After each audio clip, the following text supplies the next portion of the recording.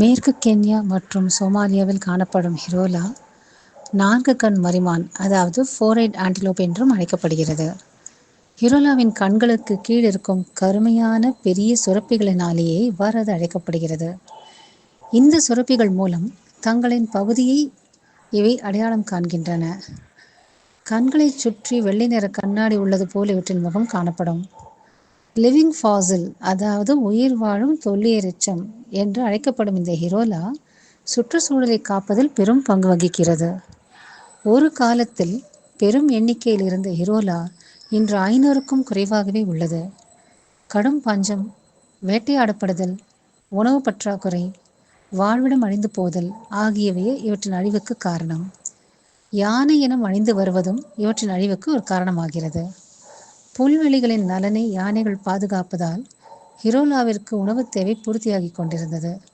இன்று யானை இனமும் அழிந்து கொண்டிருப்பது ஹிரோலாவுக்கு மேலும் அதிக நெருக்கடியை அளித்திருக்கிறது. வனவிலங்கை பாதுகாப்போம், பூமியின் நலம் பாதுகாப்போம்.